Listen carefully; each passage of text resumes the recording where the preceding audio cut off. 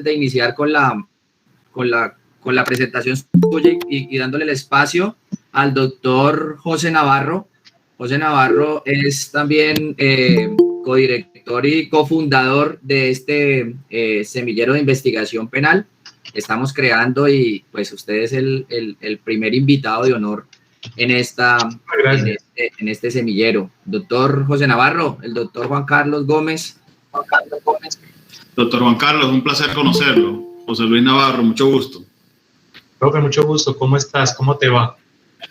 Hombre, muy feliz de tenerlo por acá, doctor, y muchísimas gracias por aceptar de manera tan gentil nuestra invitación, y espero que no sea la primera y última vez que lo tengamos por acá, sino que sean muchas más las oportunidades que pueda venir acá a intercambiar con nosotros sus conocimientos. Bueno, claro que sí, con mucho gusto. El gusto realmente termina siendo mío. Les agradezco mucho de esta invitación, porque sé que de alguna manera es el reconocimiento a una actividad que hemos venido haciendo con otros colegas en el transcurso de la pandemia. Y pues nada, yo estoy muy contento, claro, para servirles cuando gusten, cuando necesiten. Y en este momento les estoy enviando por el chat el link con el material que preparé para la charla, tanto las diapositivas como la bibliografía de apoyo, por si también la pueden y la quieren tener a la mano, entonces ya les queda ahí. Muchísimas gracias, doctor. Creo que el auditorio es todo suyo, doctor. Perdón, bueno, arrancamos. Perdón, doctor Juan Carlos, que tengo fallas aquí con la cámara. Bueno, buenas tardes a todos.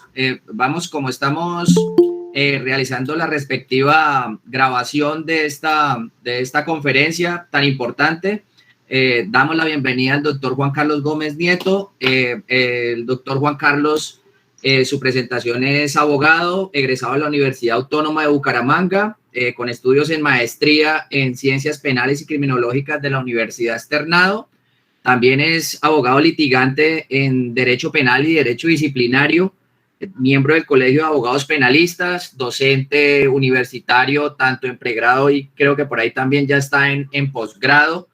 Un gran conocedor inmenso de la dogmática del derecho penal, de la teoría del delito. Es uno de los grandes, aunque ustedes ahí donde lo ven muy joven, es una persona que tiene un recorrido extremadamente relevante en todo lo que es la dogmática penal y la teoría del delito, que tanto nos gusta en este semillero. Y pues también decirle al doctor Juan Carlos, aquí tenemos presente a los estudiantes del semillero de investigación penal de la Universidad de Sucre.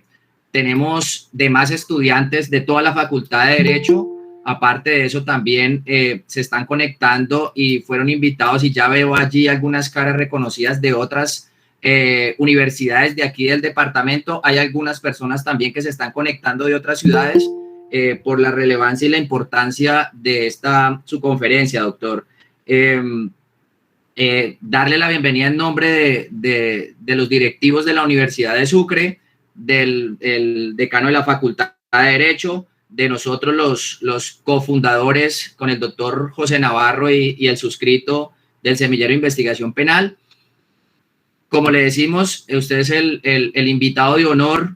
Lo he dicho, ya se lo había comentado y todos lo saben, utilizo todo su material, sus conferencias, lo seguimos mucho, mis estudiantes y yo, para los trabajos de nuestra pedagogía en el derecho penal general, y pues muy agradecidos, muy orgullosos todos nosotros de que usted esté acá. Van hasta ahora 88, casi 90 ya personas conectadas, adicional de lo que se están pidiendo vía por otras redes. Entonces, doctor, todo el auditorio es suyo, bienvenido y muchas gracias por asistir aquí a esta citación tan importante, doctor. Bueno, muy buenas tardes para todos. Un saludo muy especial a los profesores Harold Ardila y José Navarro. También para todas las personas que desde la Universidad de Sucre pues han permitido generar este espacio en el cual pues básicamente nos encontramos sobre todo con estudiantes. Eso hace que para mí este espacio sea muy especial, entre otras cosas porque tengo una pretensión de que toda mi vida me mantenga con ese rol de estudiante. Soy litigante, soy profesor, pero sobre todo soy estudioso de lo que es el derecho penal. y como ya también lo dijo el profesor Harold, pues soy un amante de lo que es la teoría del delito y la dogmática del hecho punible. Me gustaría iniciar el día de hoy haciendo una cuña a quien para mí es mi maestro, no solo en el ejercicio docente, sino también en otros aspectos de la vida, el profesor Nodier Agüero Betancourt, que en el último libro que publicó y que amablemente me obsequió, puso una dedicatoria que decía: con la esperanza de que la pasión por el derecho penal no se extingue. Estos espacios dan fe de que esas palabras de mi maestro son ciertas, de que a pesar de que pasan los años, seguimos desde Colombia y desde las regiones generando derecho penal para poder cada vez ser más conscientes de lo que es administrar justicia en materia de derecho penal, ser más rigurosos en el análisis, en la argumentación y en el estudio de todo lo que tiene que ver con esta temática. El día de hoy, y por un interés particular de los integrantes del semillero de la universidad, se me sugirió hablar sobre un tema que ya había ocupado mi atención. Básicamente es el de la legítima defensa como causal de ausencia de responsabilidad. En este momento ustedes están viendo en pantalla unas diapositivas que he preparado para todos ustedes. Recientemente incluyo en esas diapositivas un código QR que, si ustedes a bien lo tienen, pueden escanear con la cámara de su celular y allí pueden acceder no solo a las diapositivas, sino también a un contenido bibliográfico que siempre me gusta dejar a disposición de los asistentes. También encuentran mi correo por si quieren establecer alguna comunicación conmigo con relación a la conferencia o a otros temas que puedan llegar a ser de su interés. Muy bien.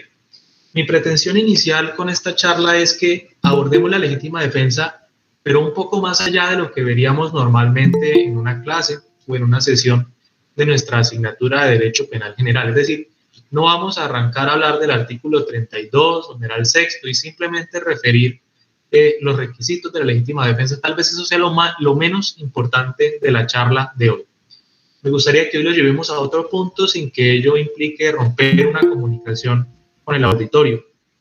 Ayer en redes sociales, un colega, un profesor muy cercano para mí, nos hacía un comentario a mí y a otro colega sobre si a lo mejor estábamos llevando los discursos del derecho penal a un punto de ser demasiado etéreos.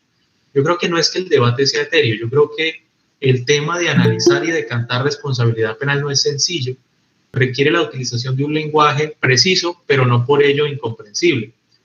Claro, ello implica que nosotros nos comprometamos con la lectura, con la discusión, con el manejo de autores y teorías contemporáneas que nos permitan entender, ok, entiendo este discurso, de pronto no lo comparto, pero sí aproximarnos pues a lo que se está hablando actualmente. Entonces, la premisa fundamental va a ser que esta charla tenga como destinatarios efectivos no solo aquellos que tienen una primera aproximación a la legítima defensa, sino que aquellos que ya han terminado su pregrado y, por qué no, su posgrado, pues puedan verlo desde otra perspectiva. De allí que el nombre de la charla sea Legítima Defensa, Lógica y Fundamentación, una revisión analítica de este instituto jurídico. Me gustaría arrancar primero con un tema que es fundamental para mí, la manera en la que a día de hoy yo concibo la legítima defensa.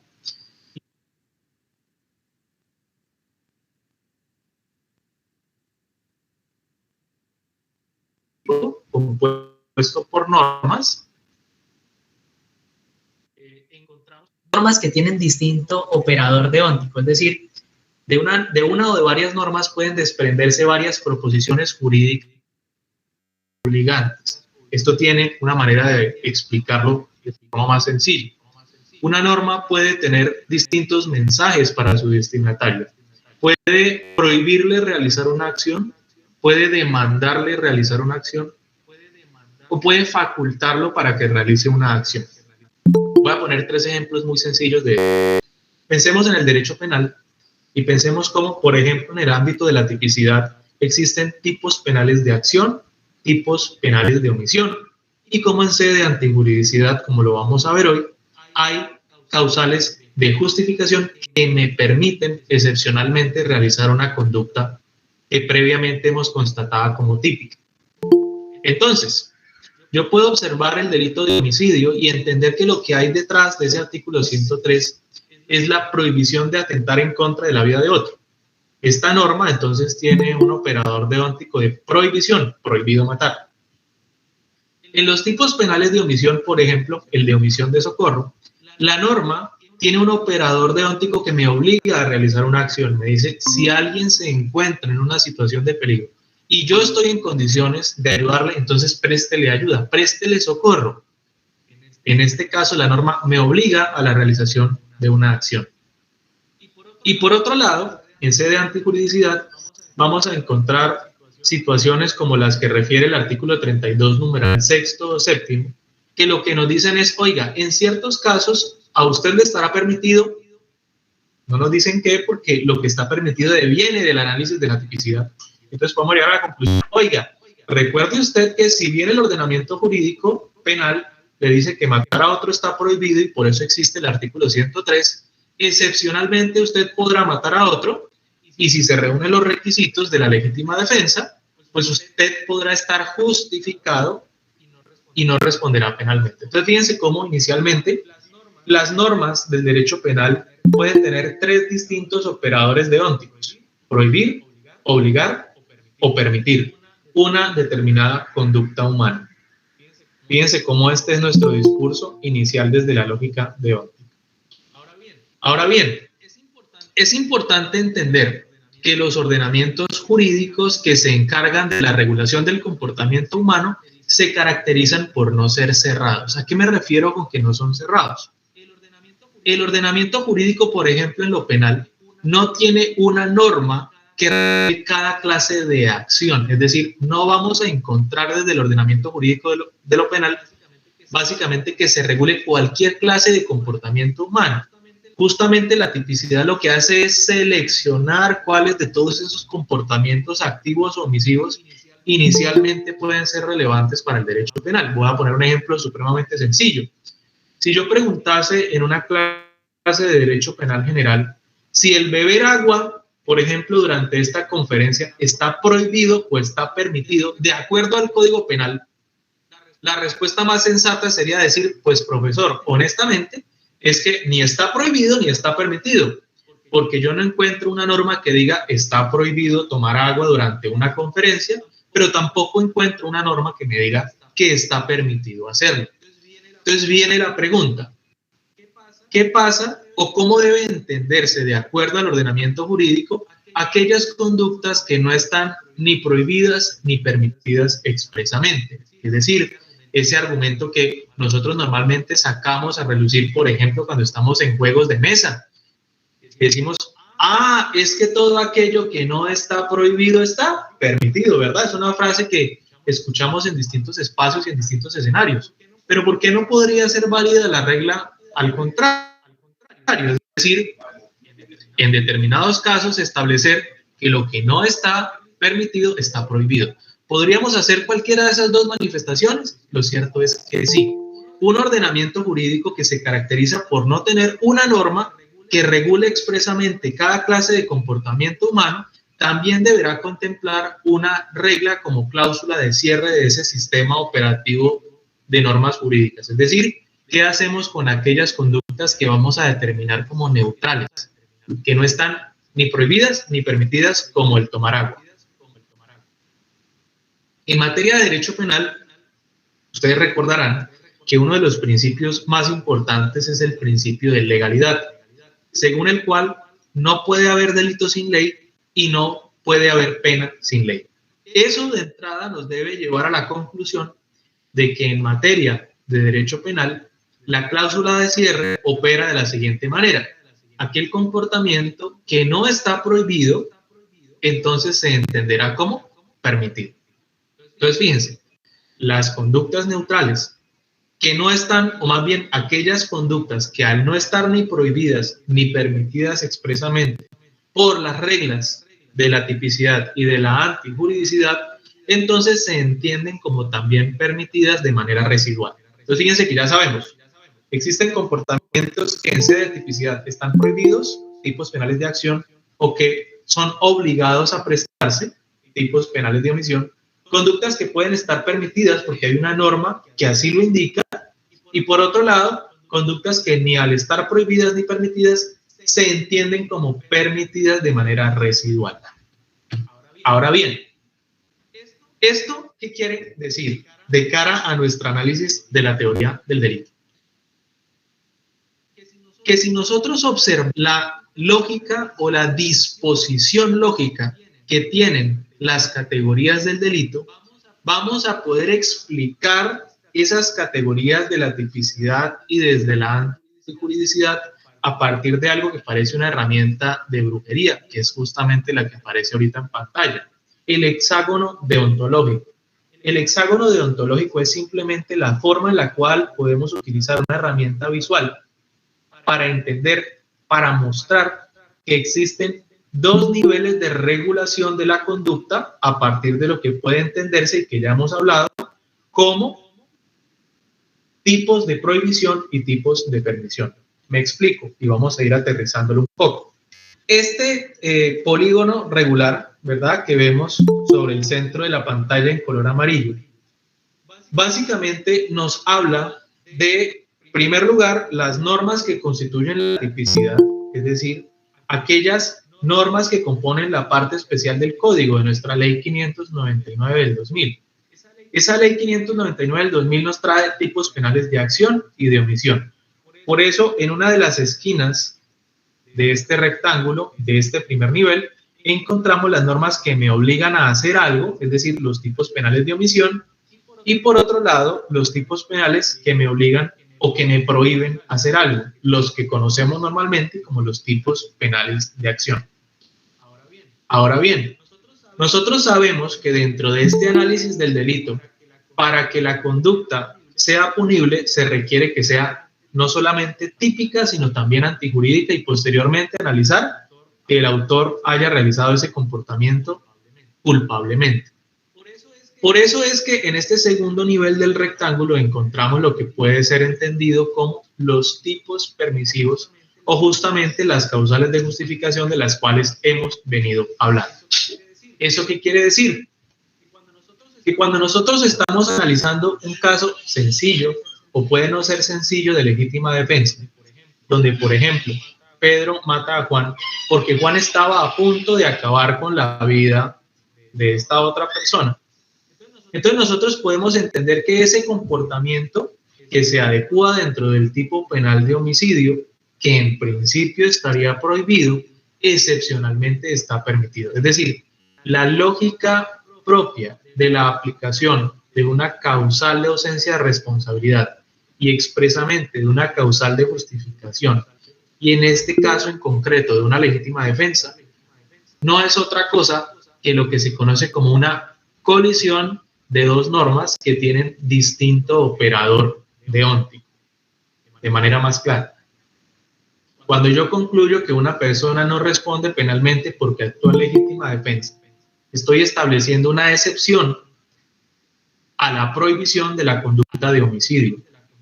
Es decir, la conducta que todos sabemos prohibida, excepcionalmente estará permitida. Es decir, esta causal de justificación viene a permitir de manera excepcional una conducta que de entrada hemos considerado prohibida, ¿vale? Entonces, fíjense cómo este tema de las causales de justificación es justamente analizar que desde la lógica de la teoría del delito, una permisión o una justificación es el permiso que el mismo derecho nos da para realizar una conducta típica. Una norma que primero ha determinado un comportamiento como prohibido, después el mismo ordenamiento jurídico nos establece un permiso para realizar esa conducta típica. Para mí es especialmente importante que nosotros entendamos que las normas que regulan que una conducta esté prohibida son unas clases de normas y las normas que permiten la realización de un comportamiento prohibido, llámesele causales de justificación, son otras clases de normas diferentes. ¿Por qué? Y aquí empiezo a adelantar algunos debates que ustedes podrían tener al interior del semillero como temas de investigación, que de hecho es un tema muy sonado y al cual me voy a referir más adelante. Hay una pregunta fundamental de si, por ejemplo, yo puedo incluir el fenómeno o el instituto jurídico de la legítima defensa, que nosotros normalmente lo abordamos en sede de antijuridicidad formal, ¿verdad? Si nosotros podemos entender que ese análisis de las causales de justificación, entre ellas la legítima defensa, puede ser llevado al debate de la tipicidad en el marco de lo que es la imputación objetiva. Recordemos que la imputación objetiva es una construcción teórica que es utilizada para corregir las deficiencias de la relación causal en la determinación de responsabilidad penal. Es decir, siendo conscientes que la causalidad es un elemento necesario pero no suficiente para la atribución de responsabilidad, los teóricos, primero del derecho civil, luego del derecho penal, han construido una serie de filtros o de baremos o de criterios jurídicos para establecer cuando un comportamiento, más allá de causar un resultado, por ejemplo, debe entenderse como relevante desde el ámbito jurídico penal. Allí se ha establecido un criterio que a veces no tiene mucha forma, no hay mucha claridad de cuál es su capacidad de rendimiento, pero es el concepto de riesgo permitido. Ese concepto de riesgo permitido es el que, por ejemplo, nos permite entender que si yo manejo un vehículo automotor, que estaremos todos de acuerdo que se trata de una conducta peligrosa, y aún ciñéndome a todas las normas de tránsito, termino siendo parte de una colisión con otro vehículo, con un peatón. Yo no respondo penalmente porque en el marco del desarrollo de esa actividad riesgosa, pues yo obré dentro de los parámetros de los riesgos permitidos. Es decir, el derecho penal no le importa la lesión a un bien jurídico per se, sino solo aquella lesión que ha sido generada por un comportamiento que eleva un riesgo socialmente tolerado más allá de lo que se entiende como permitido. Por ejemplo, conducir infringiendo los límites de velocidad, no respetando las prelaciones viales, las señales de pare, o, por ejemplo, hacerlo bajo el influjo de bebidas alcohólicas o de sustancias alucinógenas. En ese orden de ideas, algunos autores, incluso desde el ámbito nacional, han propuesto que la legítima defensa como causal de justificación pueda quedar incluida dentro de ese análisis de la imputación objetiva, dentro de este concepto del riesgo permitido. Es decir, entender que cuando, como lo hemos colocado en un ejemplo muy sencillo, el sujeto A mata al sujeto B en ejercicio de una legítima defensa, no debería ser una discusión abordable en sede de antijuridicidad, sino que podría hacerse en el ámbito de la tipicidad. Esto nos llevaría a concluir que matar a quien me agrede constituye un riesgo permitido.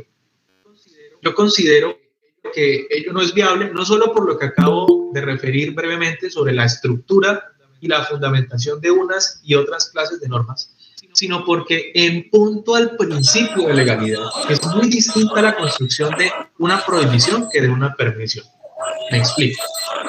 Ustedes no me dejarán mentir cuando afirmo que el principio de legalidad en punto a la tipicidad implica que la ley que consagra un delito debe ser previa a la realización de un hecho, debe ser clara, debe ser expresa, debe ser estricta y en su interpretación debe ser. Ahora, cuando yo leo la norma que consagra un tipo penal, tengo claridad, o al menos debo tener claridad de que esa claridad está prohibida, cosa que no ocurre con las permisiones, porque esa es la lógica propia de las permisiones. Las permisiones buscan establecer unas condiciones, unos requisitos generales que de concurrir en un caso en concreto excluyan ese indicio de antijuridicidad del comportamiento. Por eso la legítima defensa no dice el que matare a otro para repeler una agresión injusta, actual e inminente, ¿verdad? No nos dice todo esto. ¿Por qué? Porque la lógica de la permisión no va en contra de ese principio de legalidad estricta, porque es que es al contrario. Claro, si usted me va a decir, señor Estado, qué es lo que está prohibido, debe... No, porque los tipos de permisión no deben ser interpretados de manera restrictiva. Por eso, en algunos casos, habla o nos dice cuáles son, primero, los bienes jurídicos objeto de protección por vía de legítima defensa, y segundo, no dice absolutamente nada en cuanto a la proporción entre el bien objeto de agresión injusta y el bien lesionado a partir de esa defensa. O sea, realmente estamos metiéndole un requisito adicional a un tipo permisivo que en su redacción no lo trae. Realmente la legítima defensa es un permiso en abstracto para defender cualquier derecho, sin que ello implique que la defensa de ese derecho pueda hacerse por cualesquiera medios. Porque lo que sí hay que tener claro es que cuando el 32 numeral 6 nos habla de la proporcionalidad, hace referencia a la proporcionalidad entre las acciones, entiéndase por ellas, la agresión injusta y la defensa que ejerce una persona siendo víctima de esa agresión injusta. Entonces, no es del todo cierto que nosotros podamos hablar primero de una restricción de bienes que pueden ser objeto de defensa y segundo, que deba existir una proporcionalidad entre los bienes jurídicos. Y ello no nos lleva a concluir necesariamente pues que entonces debamos saltarnos los otros requisitos que dan lugar a esta causal de justificación frente a la cual vamos a ahondar más adelante. Pero bueno, entonces, ¿qué me interesa para cerrar este breve comentario?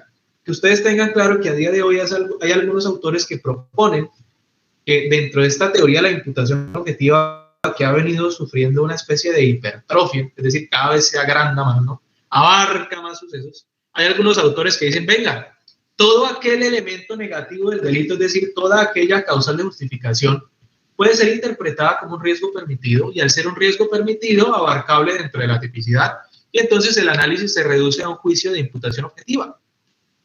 Entonces es igual, fíjense, es igual que yo le produzca la muerte a otra persona en las situaciones ya expuestas, conduciendo mi vehículo automotor sin infringir ninguna norma de tránsito, a que yo lo mate en el ejercicio de una legítima defensa. ¿Sí? Eso es lo que plantean algunos de estos autores, no solo a nivel internacional, sino a nivel nacional.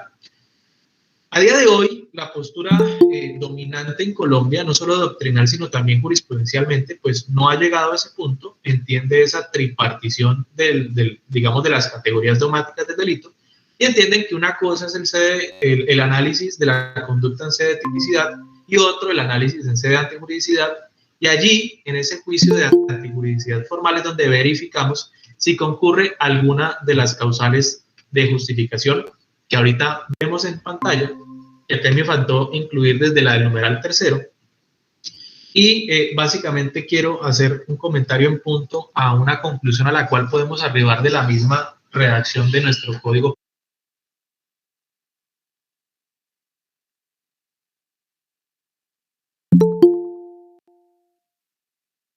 Parte de la comisión que nos trajo en el año 2000 el Código Penal.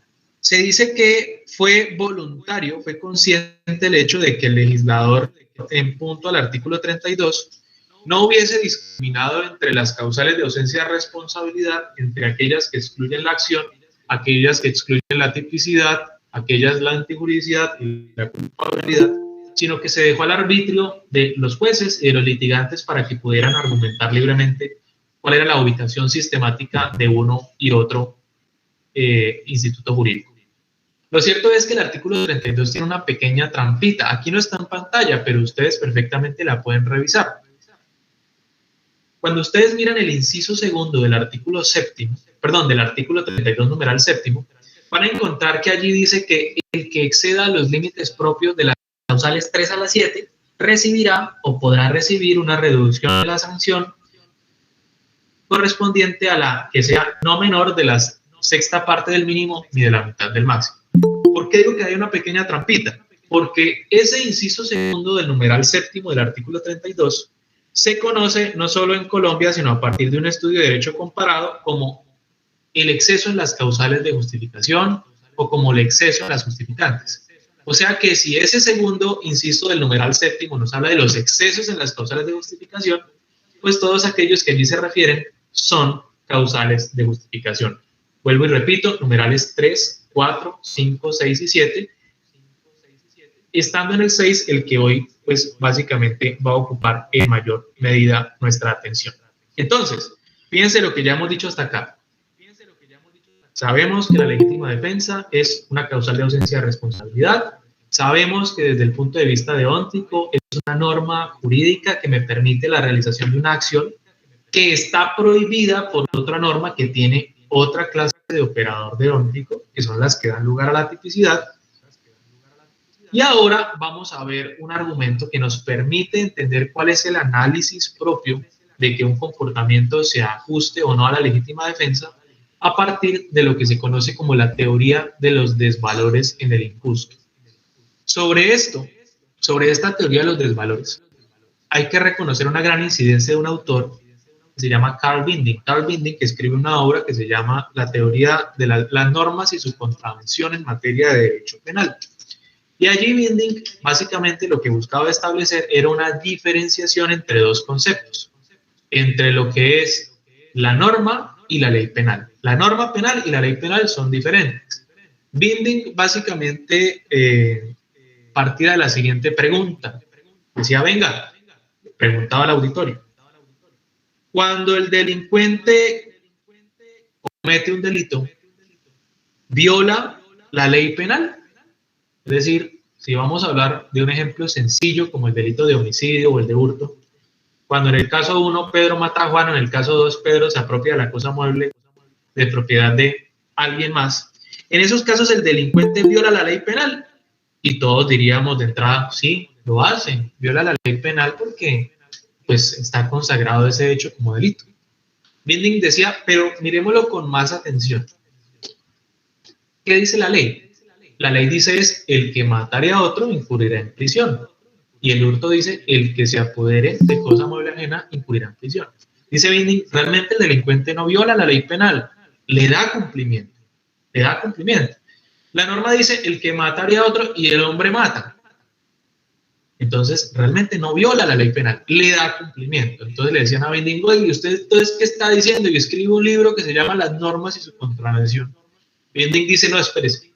Una cosa es la ley penal y otra cosa es la norma. Y aquí nos vamos a acordar de lo que acabábamos de exponer hace unos minutos. Dice, es que detrás de cada ley penal lo que existe es un operador deóntico de prohibición, de obligar a realizar una acción o de permitir realizar una acción. Es decir, esa norma que hace parte del derecho público y que no es escrita es la que el delincuente viola con su comportamiento. Entonces hay una distinción entre los conceptos de norma y ley penal. En el link de Google Drive encuentran una lectura muy sencilla de Camilo San Pedro Arrula, que se llama Antijuridicidad Penal, donde se expone brevemente esto. Y en el mismo libro de Lecciones de Derecho Penal, parte general del externado, encontrarán, y ahorita que termine la charla lo voy a incluir, otra lectura que se llama Teoría de la Norma, desarrollada por Carlos Arturo Gómez Pavalló, que ahonda en esta cuestión. En igual sentido, si quieren ver una exposición un poco más pormenorizada, pueden buscar en YouTube una conferencia que se llama Distinción entre el dolo e imprudencias de la teoría analítica. Ahí les va a salir mi nombre, y ahí abordo un poco más ese concepto de norma y ley penal de Binding. Pero básicamente, ¿hacia dónde quiero ir con esto? Binding decía que podemos distinguir entre norma y ley penal como norma subjetiva de determinación y norma objetiva de valoración. Es decir, el mensaje que sale de la norma escrita para el sujeto activo de un comportamiento y la norma que el juez debe observar si se cumplen los requisitos para decir sí, hay delito. Es decir, frente al delito de homicidio, ¿hubo la realización de una conducta que produjo la muerte de otro? Sí. Ese es el análisis propio de la norma objetiva de valoración. Y por otro lado, tendremos que mirar si con su acción el hombre o el sujeto activo o el ser humano realizó una contravención a esa norma que está detrás del tipo penal de homicidio que dice prohibido matar. Eso es lo que normalmente en la doctrina se conoce como los desvalores de acción y los desvalores del resultado. Es decir, aquello que nosotros podríamos identificar fácilmente dentro del contenido de lo que son los principios del derecho penal liberal y contemporáneo, como el principio de acto y de culpabilidad, y por otro lado, el principio de lesividad. Solo es delito aquel comportamiento que lesiona o pone en peligro un bien jurídico, pero también solo es delito aquella acción que se exterioriza como un acto de voluntad racional del ser humano. Ambos elementos son importantes para la constitución del injusto y por tanto del delito. No habrá responsabilidad objetiva por el mero resultado, pero tampoco se puede responder por una manera de ser, por una intención, por un deseo, por una idea. Ambos son complementarios. Por eso, para que haya responsabilidad penal, debe existir tanto un desvalor de acción como un desvalor de resultado. Fíjense que aquí lo que intentamos es mostrar las distintas combinaciones que se pueden dar en el marco de si hay un desvalor, dos desvalores y viceversa. Fíjense cómo aquí cuando hablamos de la ubicación de la prohibición tenemos 4 hipótesis. Podemos tener un desvalor de acción y un desvalor del resultado, y la consecuencia jurídica en ámbito del injusto derecho penal colombiano es que exista un delito consumado.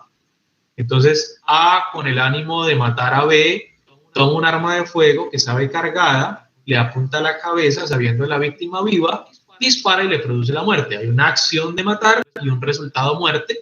Por tanto, hay un desvalor de acción, un desvalor del resultado, y la consecuencia es delito de homicidio consumado. Puede haber una acción no prohibida y un resultado no prohibido, y es el escenario sencillo de la atipicidad del comportamiento. Cualquier comportamiento atípico se caracteriza por esto. Oiga, es que no se adecúa ni el comportamiento ni el resultado a la norma. Por tanto, la consecuencia jurídica será entender que el comportamiento es atípico. También podemos encontrar casos en los cuales existe un desvalor de acción, es decir, una acción prohibida, pero no generar, o más bien, no se da la generación del resultado descrito por la norma, que son los casos que nosotros conocemos como de tentativa. Oiga, hay una persona que sabe que con su actuar puede matar a otra, además quiere hacerlo, y en el marco de la ejecución de esa acción no logra el resultado por circunstancias ajenas a su voluntad. Faltó el resultado. La consecuencia jurídica es un delito de tentativa. Y finalmente, en el ámbito de la tipicidad podemos encontrar que exista un valor de acción, pero se presente un desvalor del resultado, que es lo que nosotros normalmente entendemos, interpretamos y concebimos como un error. Ejemplo de ello, pasó hace tal vez un mes. Un señor que era un actor y en el marco de una escena de una obra de teatro, toma un arma que él juzga es de utilería, apunta a la cabeza de otro actor y, como lo demandaba la escena, dispara. Alguien había cambiado, al parecer, el arma o la munición del arma por una que sí era letal y se termina produciendo la muerte. Fíjense, hay un desvalor del resultado porque hay otra persona que ha fallecido, pero la persona que disparó no sabía que con su actuar produciría la muerte. Son los escenarios que nosotros normalmente encontramos como errores de tipo. Fíjense cómo cada una de estas constelaciones, de estas conjugaciones de valores y desvalores, nos van a traer una consecuencia jurídica, bien sea de responsabilidad o de no responsabilidad penal. ¿Por qué hago todo este análisis? Porque esto también se puede presentar no solo en sede de tipos de prohibición, es decir, en sede de tipicidad, sino también en sede de antijuridicidad. Y esto nos va a permitir no solamente hablar de lo que son los requisitos esenciales de la legítima defensa, sino abordar la discusión propia de lo que aparece en este momento en pantalla como los numerales 7 y 8. Me adelanto para que lo tengan en cuenta. Para que una persona actúe en legítima defensa, se requiere que conozca de la situación de justificación y además actúe con el ánimo de defender el derecho propio ajeno. ¿Existe un tipo subjetivo en el marco de las causales de justificación? ¿O es un análisis meramente objetivo de la constatación de los requisitos sin tener en cuenta lo que el autor conoce y quiere con su actuar? Hacia allá vamos a ir más adelante. Pero por ahora me interesa que veamos entonces esos requisitos que se desprenden del artículo 32, numeral 6. La legítima defensa, entonces, como tipo permisivo, como causal de ausencia de responsabilidad, más precisamente causal de exclusión de la antijuridicidad, es el permiso excepcional que el derecho me da para que yo, cuando soy víctima de una agresión injusta, u otra persona está siendo víctima de una agresión injusta, pues yo pueda repeler esa agresión mediante una acción que sea proporcional a dicha agresión. De allí que es importante establecer que cuando nosotros hablamos de que la legítima defensa se ejerce frente a una agresión injusta, debemos tener claro que estamos hablando de una conducta típica y antijurídica, es decir, solo puede constituir agresión injusta una conducta típica, antijurídica y culpable. Profesor Juan Carlos, y si yo veo que un oso está atacando a un cazador, ¿puedo yo sacar mi arma y matar al oso?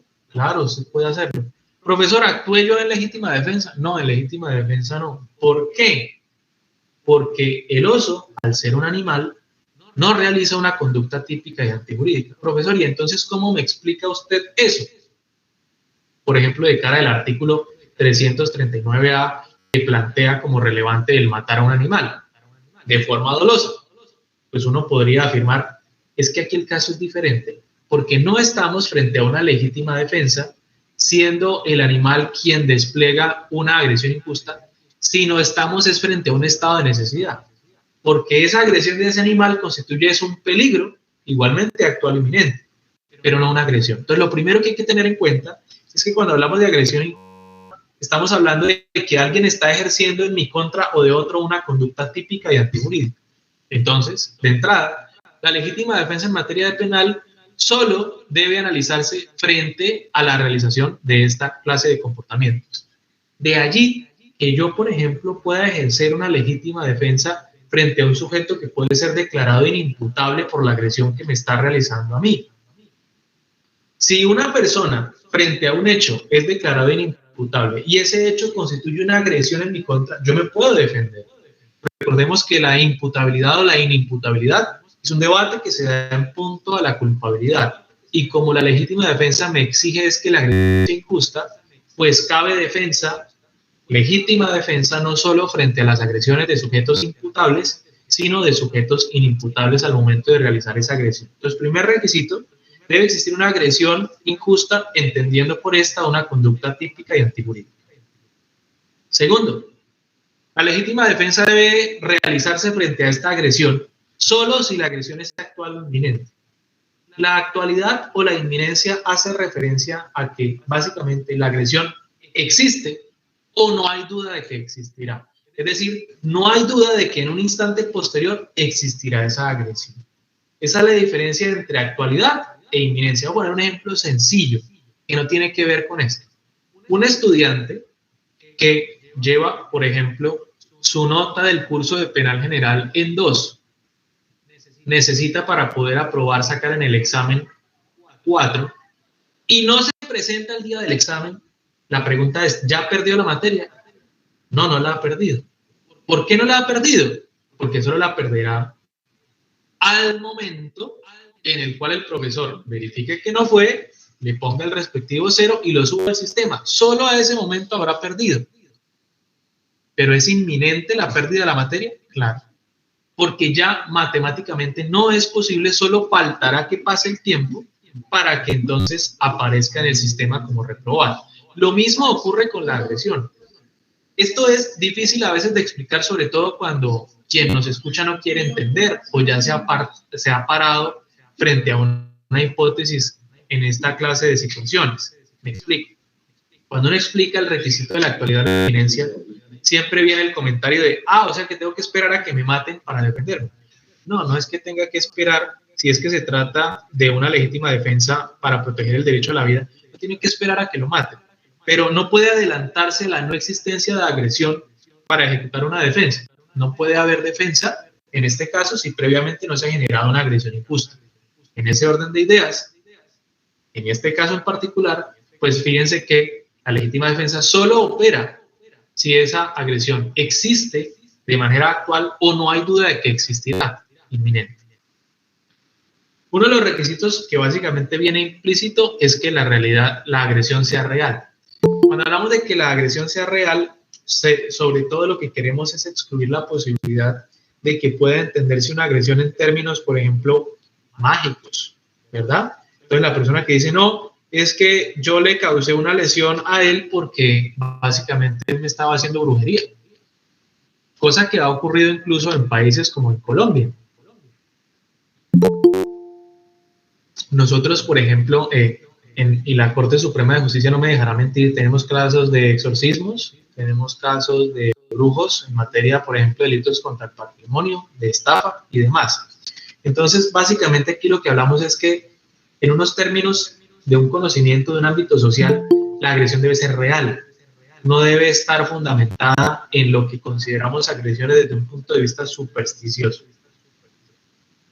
Ahora bien, cuando decimos, y aquí permítanme, me adelanto un poco al punto 6, que la legítima defensa solo cabe frente a la defensa, valga la redundancia, de un derecho propio o ajeno, fíjense que vuelve a tener relevancia lo que habíamos planteado antes.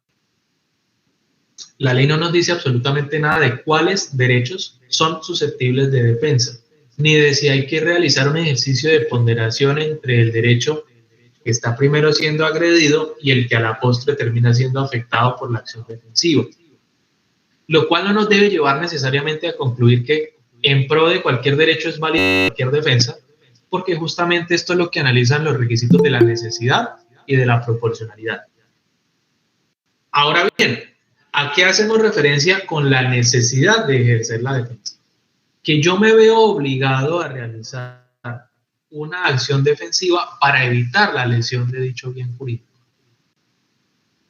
Aquí hay que ser especialmente cuidadosos, porque fíjense que en materia de legítima defensa puede presentarse algo bien importante.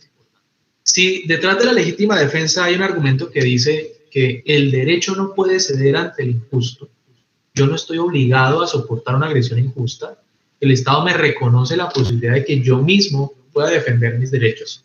Fíjense que por esa vía incluso sería válido que yo mate a mi agresor. No en todos los casos, pero puede darse. Entonces fíjense que en el ejercicio de la legítima defensa puedo hacer yo algo y que ello se entienda jurídicamente válido cuando ni siquiera el Estado puede realizarlo. El Estado no puede decir, usted ha cometido un delito, por tanto, pena de muerte. Algo que en el marco de la legítima defensa podría aproximarse. Oiga, usted está realizando un comportamiento injusto y yo puedo, excepcionalmente, incluso matarlo si es lo necesario para repeler la agresión. Es decir, si el único o la única posibilidad que tengo yo para evitar esta agresión es la de que mate a mi agresor, incluso el derecho podría habilitarme a ello. Por eso es que hay que ser bien cuidadosos y no entender, como a veces pareciese tergiversarse, que la legítima defensa es un permiso para matar. Ahora bien, cuando hablamos del requisito de la proporcionalidad, hacemos referencia no a la proporcionalidad de los objetos o de los medios que son usados para la agresión y para la defensa. Me explico. No quiere decir que si alguien me agrede con un cuchillo, pues o yo encuentro un cuchillo para defenderme o no puedo defenderme. No. La proporcionalidad va referida a los medios mediante los cuales o bien se ejerce la defensa o se realiza la agresión. Es decir, la proporcionalidad de esas acciones, no de los medios. Siempre pongo el mismo ejercicio en clase. Oiga, yo puedo matar a Pedro Pérez con una almohada, de almohadazos, me dicen, profe, de almohadazos no. Y bueno, y si con la almohada lo asfixio, eso es otro cuento, profe. Entonces, fíjese, tanto la idoneidad como la proporcionalidad no es un juicio que se haga en punto a los medios. ¿Son tenidos en cuenta los medios? Sí, pero lo que se valora es la proporcionalidad de las acciones, agresión y defensa. Ahora bien, coloquémonos en un ejemplo sencillo. Si una anciana que vive sola en un apartamento, que se encuentra ella en silla de ruedas para poderse mover, cuando está viendo Pasión de Gavilanes a las 10 de la noche y escucha que alguien ingresa a su casa y cuando se acerca con la silla de ruedas a observar, es un tipo que mide 2 metros de altura, es un tipo que tiene bien desarrollada su musculatura y que al ver que ha sido descubierto en su intención de robar el apartamento, se lanza encima de esta pobre mujer a intentar matarla con sus manos. ¿No estará legitimada esta mujer para sacar un revólver y producirle, si es necesario para repeler la agresión, la muerte a este sujeto? Y podríamos preguntarnos, ¿es proporcional el medio de las manos contra el revólver? Pues seguramente no. Pero en este caso en particular es perfectamente proporcional que esta mujer, en esta situación de necesidad, pueda recurrir a un medio más lesivo y que le permita actuar en condiciones de proporcionalidad con la entidad de la agresión que va a repeler. Entonces, fíjense cómo así podemos hacer un recuento bastante breve de estos requisitos de la legítima defensa Para llegar a los dos últimos que me gustaría mencionar y que, como lo he dicho, fueron objeto de mi atención durante algunos años cuando era estudiante de pregrado y realicé una tesis justamente sobre esta temática. Y es si es requisito para entender que alguien actúa en legítima defensa que se conozca y se quiera actuar con ánimo defensivo. Finalmente, antes de abordar este tema, me gustaría dejar en claro que hay 4 situaciones que, si bien podrían guardar similitudes, porque cuando las abordamos utilizamos los términos defensa o legítima defensa, pues no son casos de legítima defensa. El primero de ellos es la defensa putativa. La defensa putativa es un error de prohibición indirecta en el cual una persona juzga erróneamente estar actuando en legítima defensa. No es una causal de justificación, sino que es una posible exculpación al entender que la persona no actúa con conciencia de la antijuridiccidad. El típico caso donde voy por la calle a altas horas de la noche y creo que el que se acerca me va a matar o me va a robar, y entonces saco un arma primero y le disparo, produzco una lesión, una muerte, y luego resulta que esa persona estaba sacando su celular, no tenía ninguna intención de agredir. Allí no hay legítima defensa, hay una defensa putativa que no es otra cosa sino el nombre que comúnmente le damos a un fenómeno de error de prohibición indirecta. Tampoco es legítima defensa los casos de miedo insuperable. El miedo insuperable es una causal de exculpación que excluye la exigibilidad de otro comportamiento conforme a derecho, cuando el miedo nos lleva a una situación en la cual no podemos comportarnos de una manera diferente, pero no es causal de justificación. Tampoco es legítima defensa el exceso en los límites de la justificante con dolo, es decir, sabiendo que me excedo. Como tampoco es legítima defensa los excesos que se dan en punto a una legítima defensa por error, es decir, por desconocimiento de esos límites. Fíjense que son eventos diferentes. El primero, el exceso con dolo, estaría regulado por el inciso segundo del numeral séptimo del artículo 32, y el exceso por error sería otra tipología de error indirecto de prohibición, ya no referido a la concurrencia de los presupuestos de la legítima defensa, sino a los límites de esa causal de justificación. Por ejemplo, una persona que erróneamente cree que en clave de legítima defensa universalmente válido puede matar a su agresor y ello lo cree por error, estamos en uno de estos últimos casos. Quien a unas sabiendas que la legítima defensa no le permite hacer eso, habiendo eliminado la agresión, ejecuta una acción adicional, pues estará en un exceso de los que podemos denominar exceso con dolo. Y este es una situación que puede dar lugar a la atenuación de la responsabilidad penal, más no a su justificación o a su exculpación. Ahora bien, quiero que en punto a esta problemática del elemento subjetivo de justificación analicemos estos casos. Y fíjense que los vamos a analizar en clave de valores, valor de acción, valor de resultado. El primero nos dice lo siguiente: Manuel concluye su jornada laboral como guarda de seguridad de un conjunto residencial. Transita por la acera de su ciudad a altas horas de la noche para llegar a su casa. En el camino se detiene porque escucha gritos de auxilio, los cuales provienen de una joven que está siendo ultrajada sexualmente por un hombre que la amenaza con un cuchillo, ante lo cual Manuel, raudo y veloz, saca su revólver y dispara en el pie derecho del agresor, evitando que accediera carnalmente a la mujer. Fíjense que aquí perfectamente podríamos decir que Manuel sabe que hay una situación de conflicto en la cual puede ejercer una legítima defensa, actúa con esa voluntad y además de eso es conocedor de que se dan los demás presupuestos. Es decir, este sería un comportamiento de lesiones personales en sede de tipicidad que perfectamente luego se ve excluido por la legítima defensa como causal de justificación. Veamos este caso número 2. En un bar de la ciudad de Bucaramanga se encontraban Esteban y Tomás bebiendo cerveza y conversando tranquilamente. Lo que Tomás desconocía era que Esteban se enteró de la relación clandestina que aquel tenía con su novia y con la furia del sentimiento de infidelidad por parte de su amigo había decidido vengarse esa noche. Para tal fin esperó a que Tomás estuviera ebrio para provocarlo con insultos y empujones, a lo cual Tomás, quien es bastante impetuoso, con tragos encima, respondió golpeándolo en el rostro. en el rostro a Esteban, quien al incorporarse saca un cuchillo que tiene en su bolsillo del pantalón y perfora el abdomen de Tomás, dejándolo en el suelo y dejando la apariencia de que se defendió de agresiones de su amigo. Fíjense que en este caso, cuando se ejerce la, entre comillas, acción defensiva, ya no existe la agresión, no hay actualidad ni hay inminencia de esa agresión que ya pasó, ya no existe. Por tanto, esa acción que se despliega, pues no va a estar justificada. No hay ni un resultado que pueda entenderse como de legítima defensa, ni tampoco hay una intención de defenderse frente a una agresión que ya no existe. O sea, este sería el típico caso en el cual hay una conducta típica y a su vez antijurídica. Vamos a ver ahora cómo la cosa empieza a complicarse. Tercer caso, Fernando observa a través de su ventana que un sujeto encapuchado trepa las rejas de la entrada de la casa de su vecino y creyendo que se trataba de un ladrón, le lanza un ladrillo de su jardín directo a la cabeza del extraño, ocasionándole lesiones por la caída.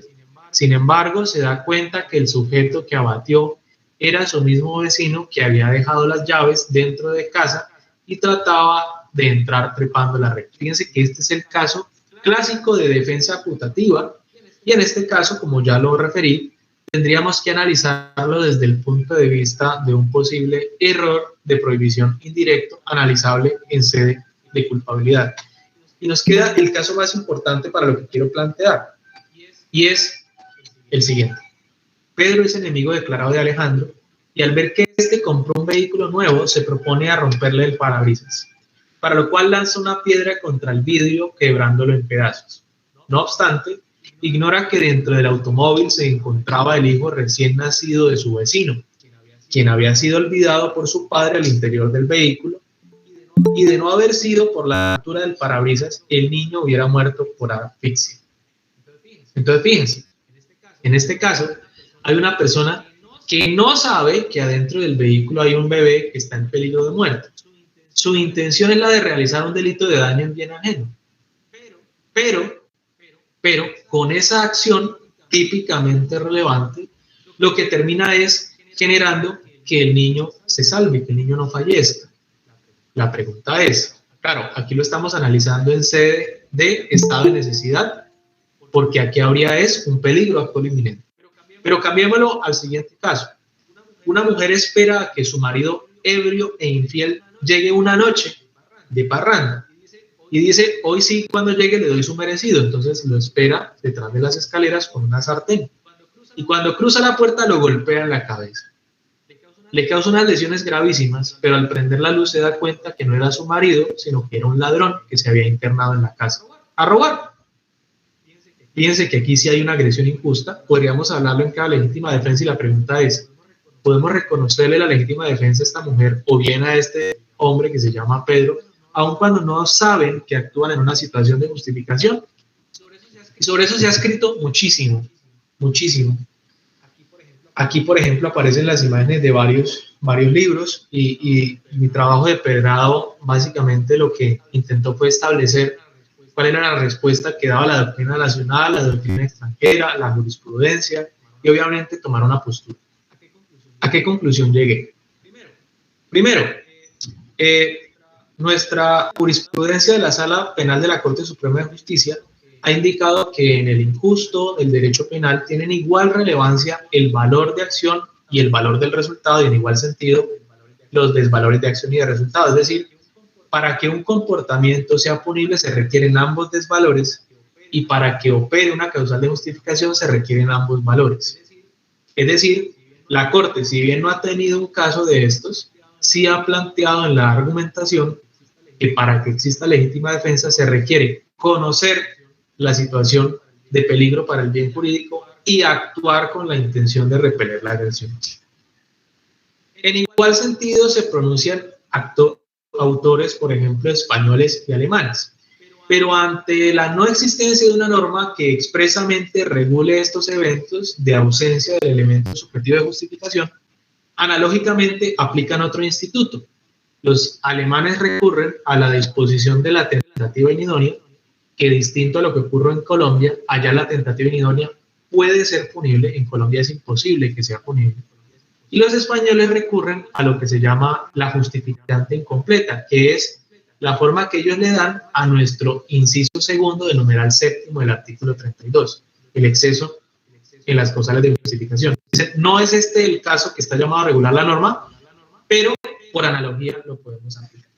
Y eso me lleva a pensar, y luego en algunos años después me di cuenta que era la misma postura del profesor Jesse Reyes Alvarado, de que en estos casos en Colombia, y ante lo que dice la Corte, de que debe obrarse con ese conocimiento y esa voluntad defensiva, pues la solución en Colombia es que cuando dicho elemento falta, es decir, pase como en este caso, en materia de estado de necesidad, o el de la señora del sartén, en legítima defensa, debe optarse por aplicar la diminuente del exceso en las causales de justificación.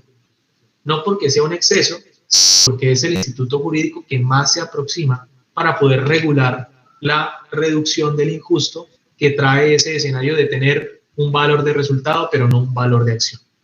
¿Listo? Eso en cuanto a si debe exigirse o no un tipo subjetivo de justificación.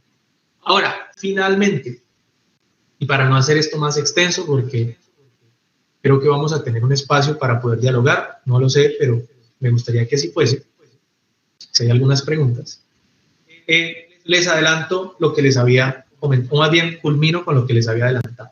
Es posible entender que la legítima defensa haga parte del análisis de la tipicidad en punto a la imputación objetiva como parte del concepto de riesgo permitido.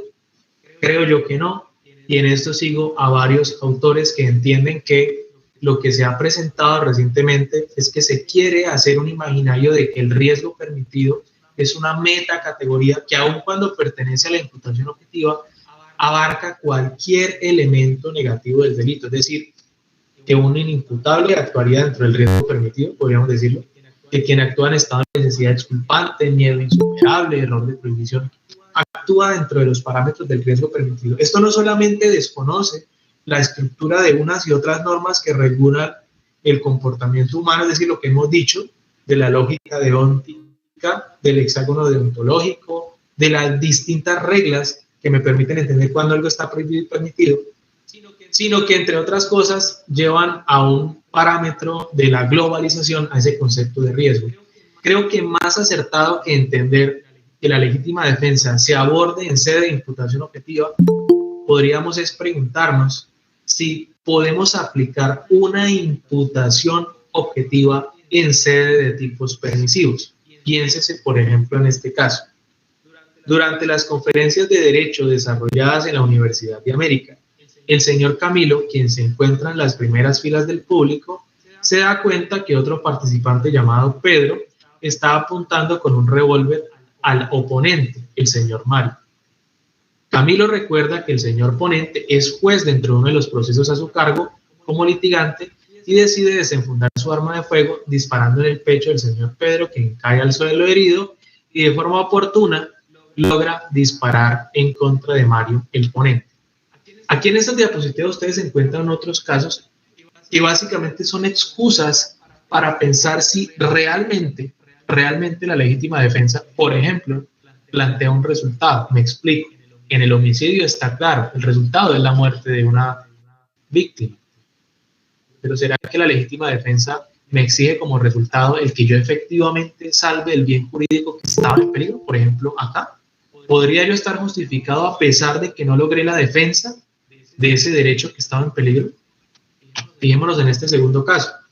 El doctor Juan termina su larga jornada de trabajo. Al llegar a su casa, encuentra que hay un hombre intentando acceder a su novia, por lo que rápidamente decide disparar el arma de fuego que lleva consigo. Sin embargo, el disparo no impacta sobre la vida del intruso, sino a la lámpara gigante que tenía en su sala, la cual se rompe y produce un estruendo cuya magnitud provoca la muerte del intruso a través de un paro cardíaco. Fíjense cómo podríamos entender si el riesgo de disparar abarca la muerte, ¿sí?, por el susto que sufre el asaltante. Fíjense que aquí lo que estamos es planteando un tema de riesgo permitido o de riesgo no permitido en el ámbito de las causales de justificación, o sea, no llevando la legítima defensa a sede de tipicidad, sino aplicar una teoría de la imputación objetiva a las causales de justificación. Y el último caso que me interesa tener como excusa: Carlos, Daniel y Juan Carlos son rivales de amores, han estado profundamente enamorados toda la vida de la misma mujer,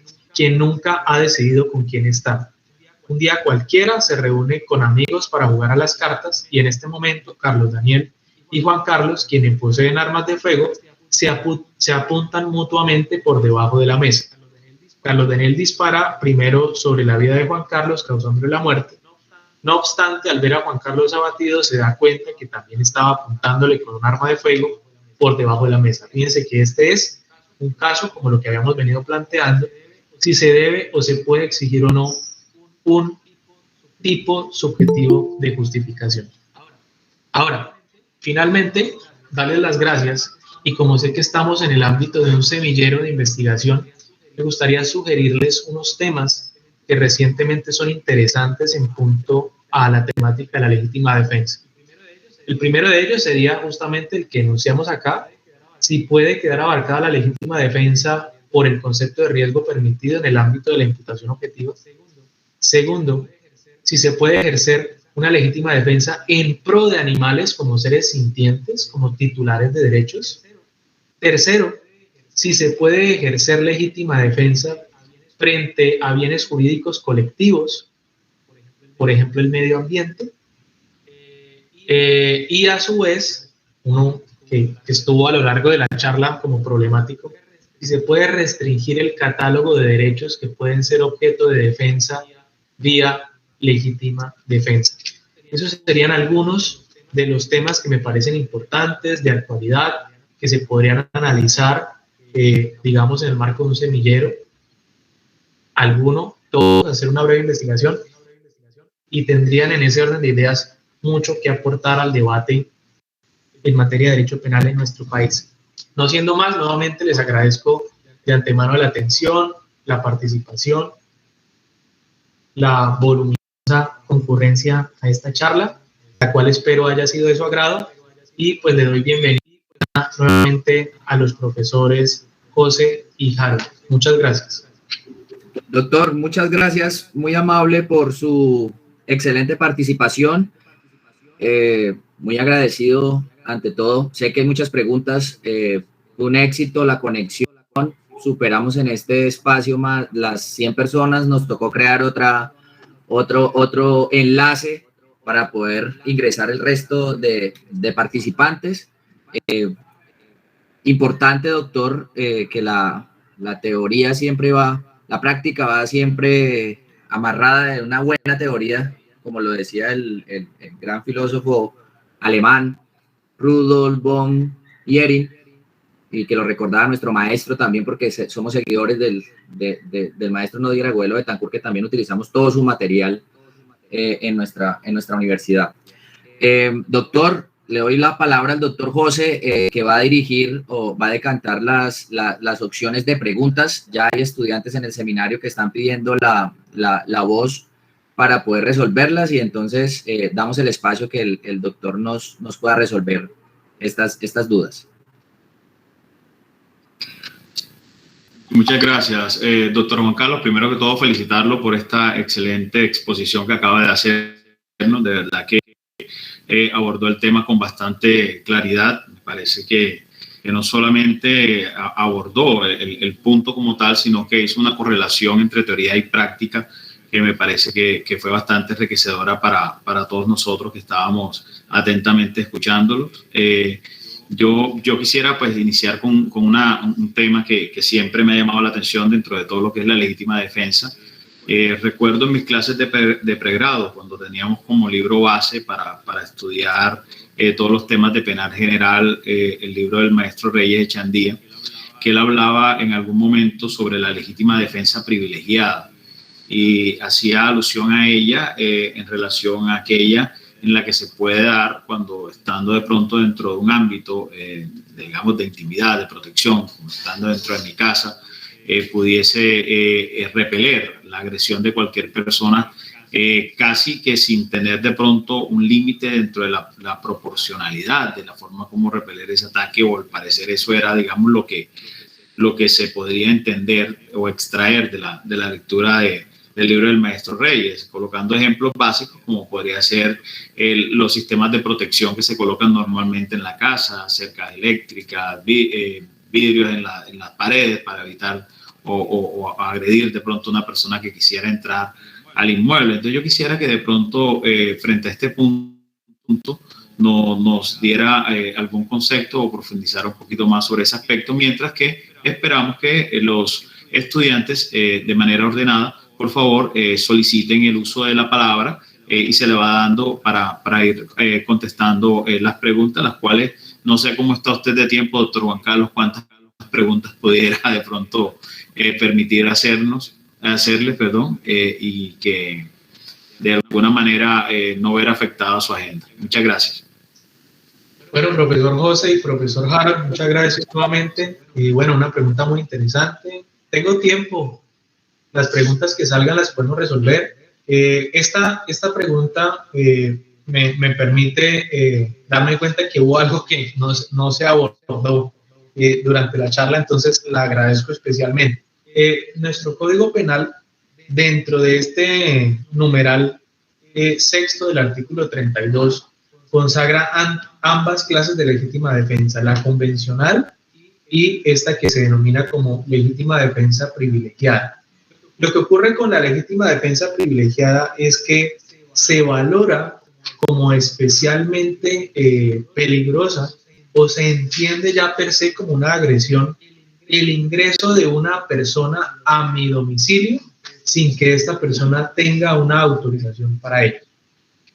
En los casos en los que esto ocurre, los requisitos de configuración de la legítima defensa se relajan un poco, en virtud de la entidad que significa esa agresión de que alguien invada mi habitación o sus dependencias inmediatas.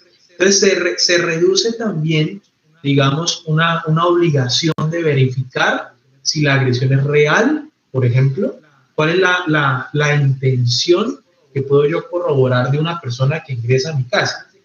Fíjense que cuando hemos hecho el análisis, por ejemplo, del que va por la calle y observa que otro viene de manera sospechosa y que de pronto puede sacar un cuchillo, decimos que allí hay un error y venga usted a establecer si el error es vencible o invencible. Es decir, básicamente lo que hay es, digamos, reconocer una situación de, oiga, usted habría podido esperar más, habría podido cerciorarse mejor a la hora de establecer si existía o no una agresión. Eso es lo que no ocurre en la legítima defensa privilegiada.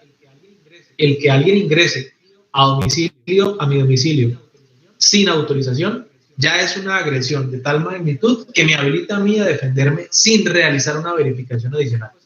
Otra cosa es que yo advierta que no existe agresión, pero allí el derecho no me obliga a verificar o no me exige especialmente el verificar o no la existencia de esa agresión injusta, porque ya ese ingreso sin autorización se entiende como una agresión injusta de gran entidad. Vuelvo y repito, ambas están reguladas por el Código, inciso primero e inciso segundo respectivamente del numeral sexto, requisitos idénticos salvo en esta situación que hemos planteado. Perfecto, doctor, muchísimas gracias. Estamos esperando que los estudiantes realicen preguntas, que hay una pregunta.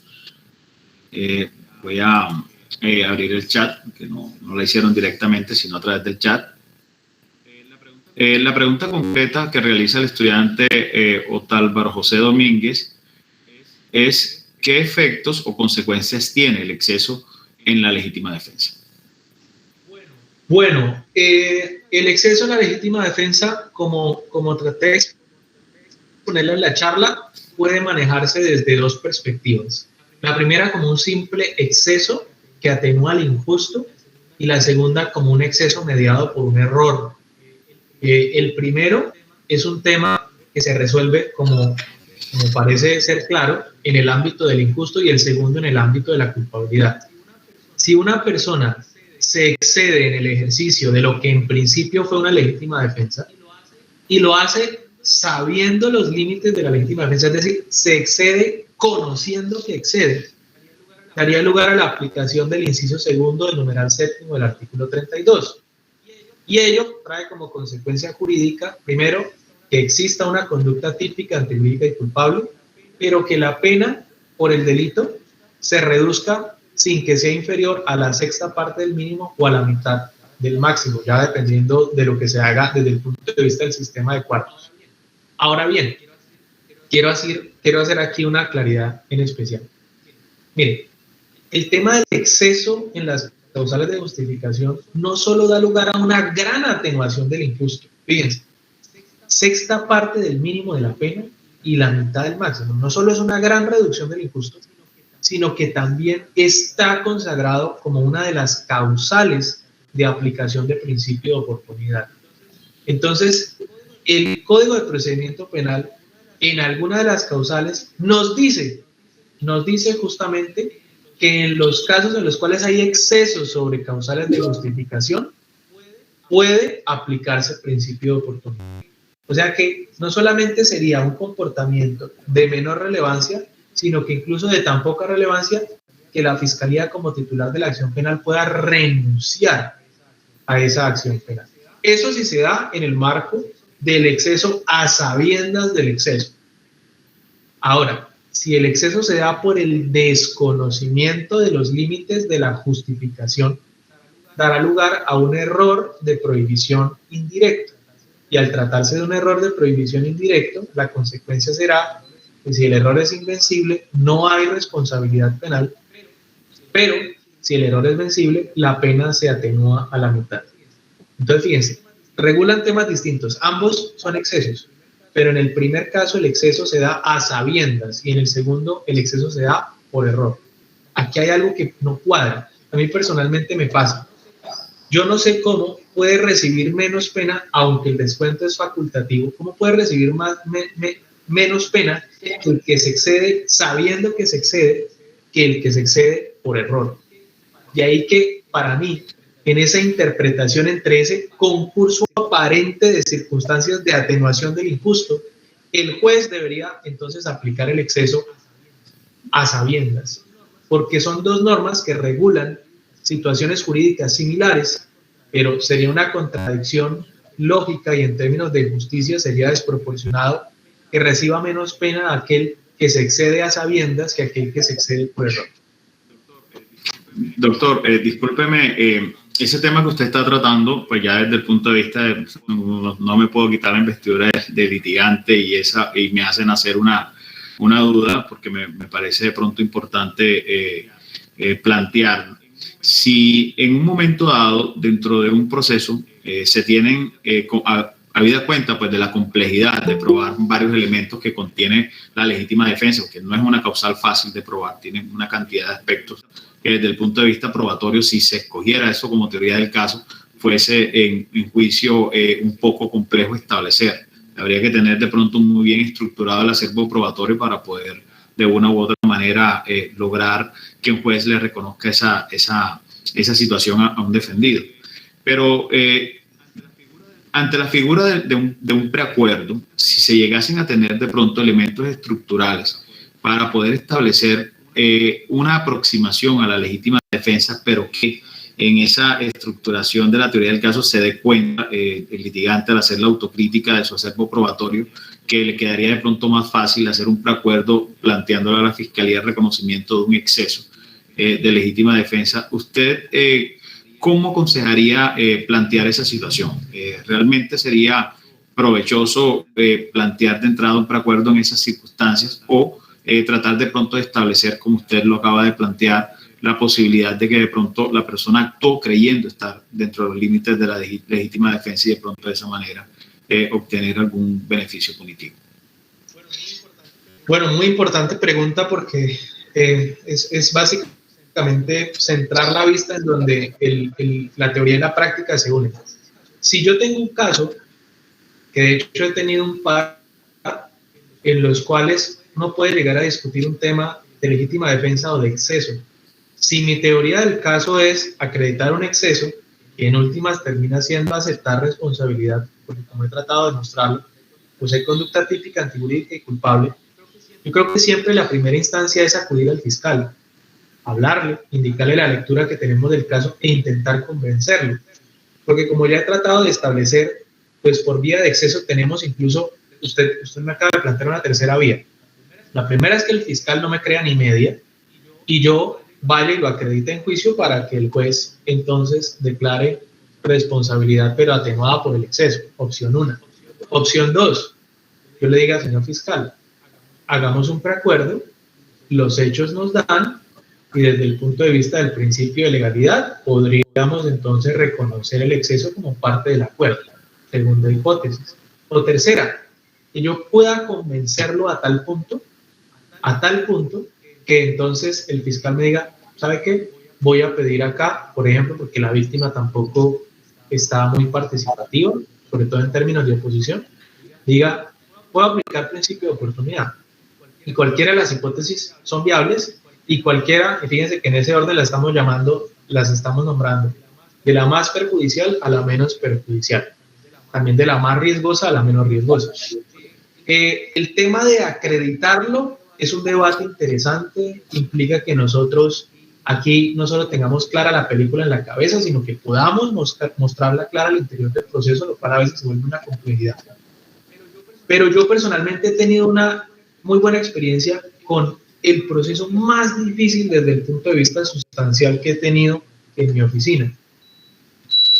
Creo que de pronto ya lo conoce el profesor Harold, y es un caso en el cual hay una persona que ejerce su derecho a la legítima defensa de un tipo que ingresa a su establecimiento a molestarlo con un machete, y él le dispara a 1 metro de distancia.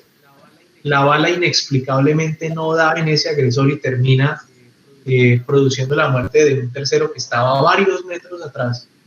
Una situación complejísima. La fiscalía seguía la postura del apoderado de víctimas de entender el hecho como doloso, y logramos en primera instancia, porque ahorita está en apelación, pero logramos que el juzgado de primera instancia reconociese primero una legítima defensa frente al agresor inicial y una no imputabilidad del suceso número 2 de la muerte del tercero a partir de lo que sería un aberratio ictus o una teoría del error. Fue bastante interesante porque la prueba no fue mucha. Había un video de los hechos, algunos testimonios, la declaración del procesado, y el resto del tema fue argumentativo, no solo en alegatos iniciales, sino también en alegatos de cierre. Y obviamente creo yo, profesor, que de todas esas hipótesis que hemos planteado, la más difícil, probatoriamente hablando, sin lugar a dudas, es la del error. ¿Sí? El error, porque es acreditar que al momento de la ejecución de la acción había error. Cosa que no pasa con el exceso. El exceso es en ese momento y venga y declaremos todos sobre el exceso. Pero que el exceso haya sido generado por un error tiene un trabajo probatorio mucho más importante, con la complejidad que siempre termina siendo la prueba o no prueba de los elementos subjetivos de la responsabilidad penal ante un juez. Perfecto. Bueno, aquí indirectamente, como diría el Chapulín, sin querer queriendo, hubo 2 preguntas que respondió en esta última intervención que hizo. Una que había hecho Alexander Polo, en el cual pregunta cómo sería el proceso a seguir judicialmente para probar que el imputado actuó en legítima defensa. Creo que lo ilustró usted bien en el caso pues, que acaba de plantear. Hay una pregunta que hace Karen Vergara relacionado con cuáles considera son los errores más comunes en la legítima defensa. Hay una pregunta, doctor, aquí que creo que me parece que es importante y que creo que es un tema que me gustaría mucho escuchar su concepto.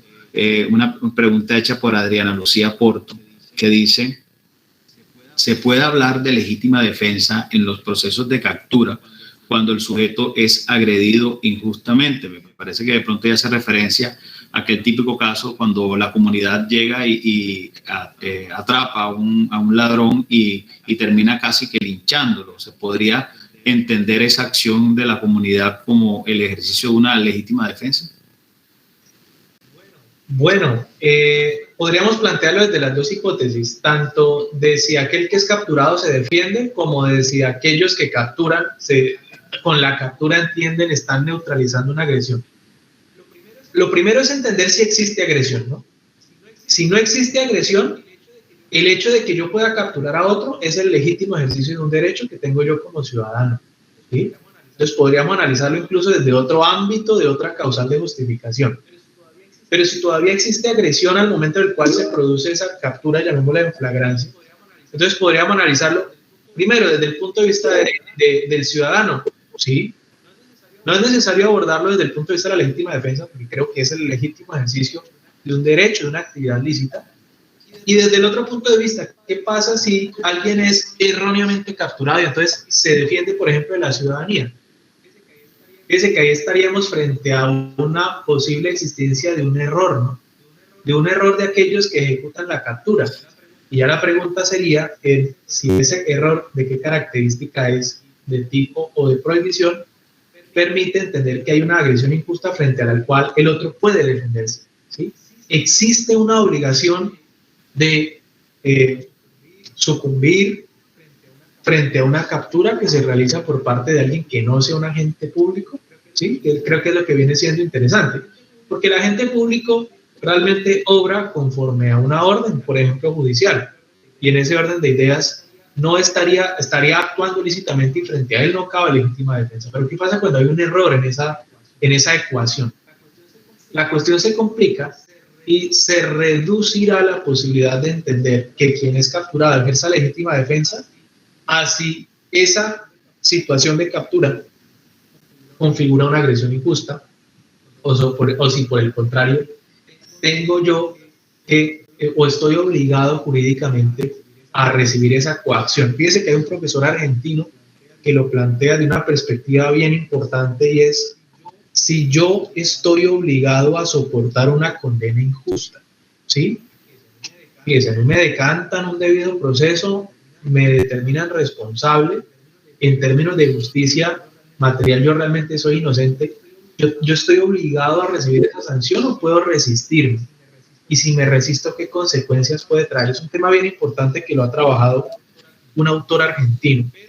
Pero pues básicamente, como le digo, el hecho de que alguien capture a otra persona, por ejemplo, en una situación de flagrancia, siendo un particular, no es necesario que se aborde en el marco de la legítima defensa, porque sería el legítimo ejercicio de derecho, con el que además, fíjese, existe una permisión desde esa perspectiva. Bien, doctor. Bueno, la pregunta esta última me viene a la cabeza, o se me viene a la cabeza varios casos que he manejado por Defensoría Pública, en los cuales en ocasiones la fuerza pública está realizando un proceso de aprehensión a un ciudadano, pero lo realiza excediéndose o utilizando una excesiva fuerza cuando ya la persona se encuentra sometida. Y en muchos casos que he podido analizar y que hemos podido verificar en videos, el ciudadano ante esta situación, que de hecho la considera en un momento dado injusta, termina respondiendo al oficial de policía la agresión y termina la policía también ejerciendo, además de la captura inicial, ejerciendo la captura por violencia contra servidor público ante el entendido que la persona está evitando que la policía realice un procedimiento. Frente a esta situación, ¿usted considera que una defensa lógica de este tipo de casos sería alegar una legítima defensa frente a la situación concreta del delito de violencia contra servidor público? Básicamente es lo que hay de fondo. Si en el ejercicio de la fuerza por parte de la autoridad competente hay un exceso, el exceso es antijurídico. El agente de policía que para neutralizar a un ciudadano se excede en el ejercicio de la fuerza en clave de necesidad, pues el exceso va a configurar algún delito. Piénsese en una lesión personal, en una detención arbitraria, en fin, termina siendo un comportamiento típico de antijurídico. Y en ese sentido, el ciudadano puede ejercer su legítima defensa y el posible delito que pueda generarse allí, que como usted lo indica puede ser el de violencia contra el servidor público, no tendría relevancia jurídico-penal. El problema de esa estrategia defensiva, y usted lo debe tener supremamente claro, es que, primero, yo acepto que mi comportamiento es típico, ¿verdad? Alego que no es antijurídico, pero entonces tengo la obligación de acreditar probatoriamente que el comportamiento del servidor público es injusto, es decir, que se excedió en el ejercicio de sus funciones. Y usted tampoco me dejará mentir, a lo mejor esto es más fácil acreditarlo adentro del proceso más adelante que en unas audiencias preliminares, donde los únicos que comparecen son justamente los agentes captores. y con el respeto que se merecen las instituciones, pero con las irregularidades que se realizan en esta clase de procedimientos y de los informes de captura. A veces sabemos que casi que la regla general es que no se corresponden con la realidad.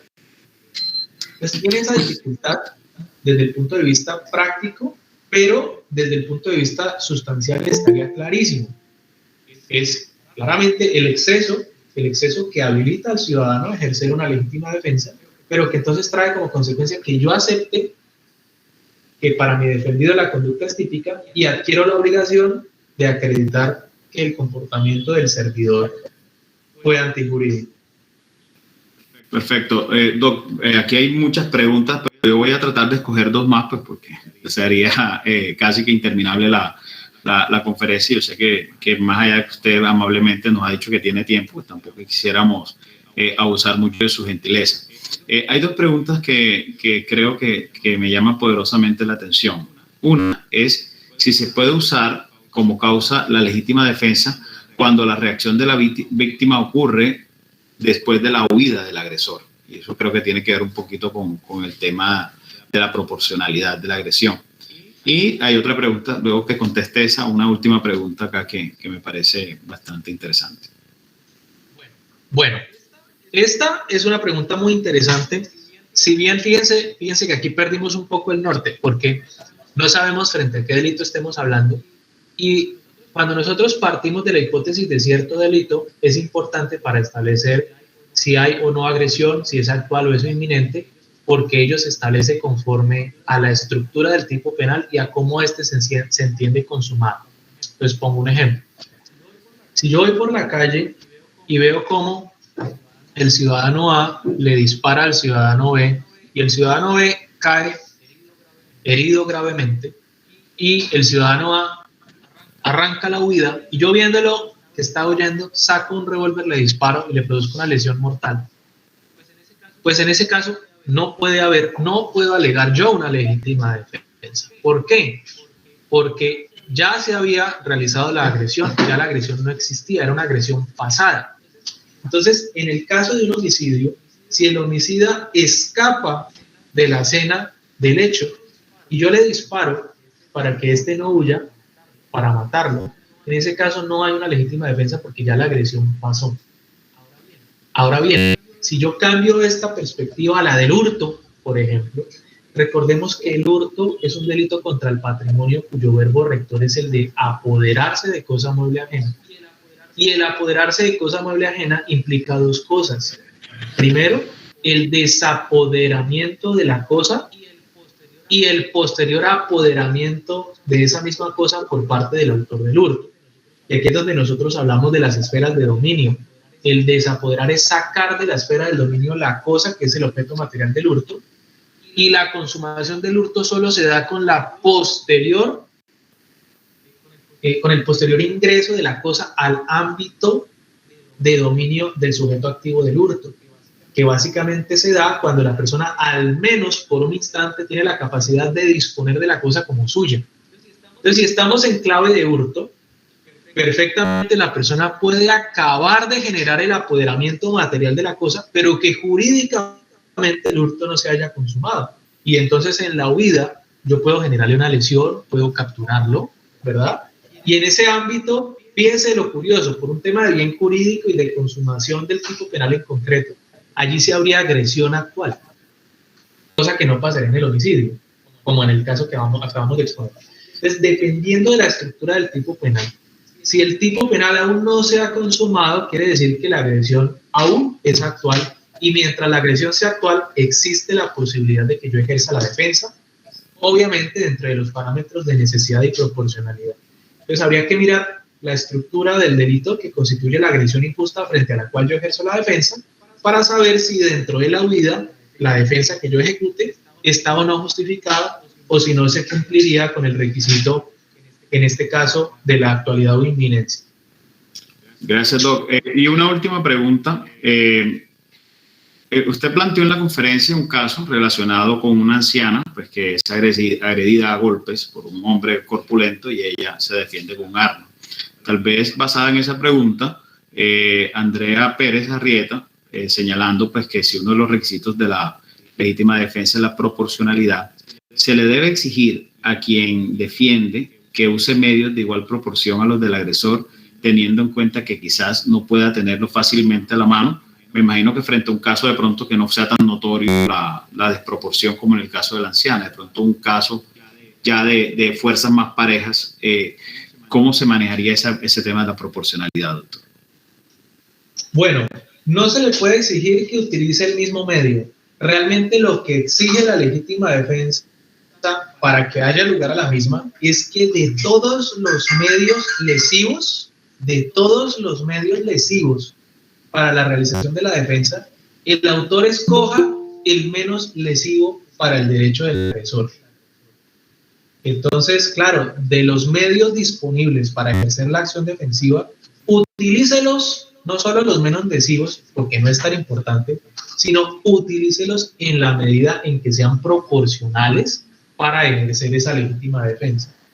Yo puedo ser más lesivo y menos proporcional, por ejemplo, frente a una agresión a los puños, con un cuchillo que con un disparo. ¿Por qué? Porque si alguien se acerca a atacarme con los puños, yo puedo hacerle un corte con un cuchillo, ¿cierto? O puedo disparar al aire. Fíjese que uno, pues de entrada, analizando sin tener en cuenta el contexto, uno dice, pues es más lesivo un arma de fuego, ¿verdad? Un revólver. Pero la manera en la que ese medio sea utilizado es la que nos permite establecer si hay o no proporcionalidad. Pero la proporcionalidad, si bien tiene en cuenta los medios utilizados por la agresión y por la defensa, no se reduce a justamente la entidad de unos y otros medios. Perfecto, doctor. Bueno, yo creo que el tema ha quedado suficientemente agotado. Excusen de pronto, sé que hay muchas preguntas que quedaron sin hacerse. Lamentablemente, pues el tiempo es limitado. Indudablemente, el doctor también nos dejó la posibilidad a través de su correo electrónico, de pronto aquí siendo un poco atrevido, si persisten esas dudas, podrían, doctor, en un momento dado, los estudiantes escribirle y usted tener la oportunidad de responder. Claro que sí, con todo gusto. Le agradecemos mucho, doctor, su gentileza. Entonces, muchachos, yo creo que el tema ha cumplido pues todas las expectativas. Me siento pues bastante contento, no solamente por la gran asistencia que tuvimos hoy, sino también por, digamos, la disposición que tuvo el doctor Juan Carlos de colaborarnos en todo momento, agotando cada una de las preguntas que tuvimos respecto a este tema y haciendo una excelente exposición. Doctor Harold, le doy el honor del cierre. Bueno, muchas gracias, doctor Navarro. Doctor Juan Carlos, de nuevo muchas gracias por su compañía. Esperamos que usted, que nunca va a ser olvidado en este semillero, porque pues dio el arranque con toda la energía jurídica penal que se requiere para estas labores.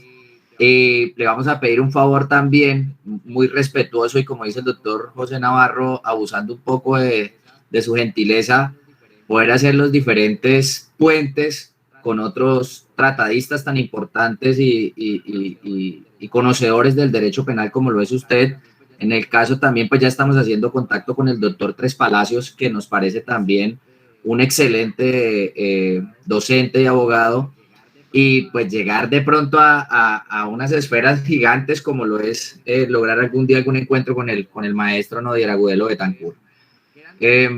Quedan, como lo dijo el doctor José Navarro, quedan muchas preguntas, estudiantes en especial, los que que tenemos del semillero, son muy quisquillosos, como decimos nosotros en el derecho, preguntan de todo en clases, son, mejor dicho, con la mayor energía en el derecho penal, enamorados del penal, y pues ahí lo van a estar de pronto molestando con algunos correos. Doctor, igualmente la universidad queda abierta las puertas para usted y para todo su grupo de trabajo. No siendo más, doctor, pues muy amable y muchas gracias por la compañía. Bueno, no, a todos ustedes muchísimas gracias, a los dos como profesores y encargados de este semillero, y también a todos los estudiantes que asistieron. De verdad que me voy muy contento, muy agradecido por la atención, y claro que sí, con mucho gusto para servirles con todos los que a día de hoy son mis amigos, para que puedan estar acá y también discutir otros temas seguramente más importantes y mejor abordados que lo que hicimos hoy. pero encantado para poder ayudarles a realizar esos contactos. Entonces les deseo una feliz noche, espero que estén muy bien y estamos en contacto. Un abrazo. Muchas gracias, doctor, muy amable. Jóvenes, muchas gracias a todos por asistir a la conferencia. Espero hayan llenado la matriz de asistencia y bendiciones para todos. Que estén muy bien.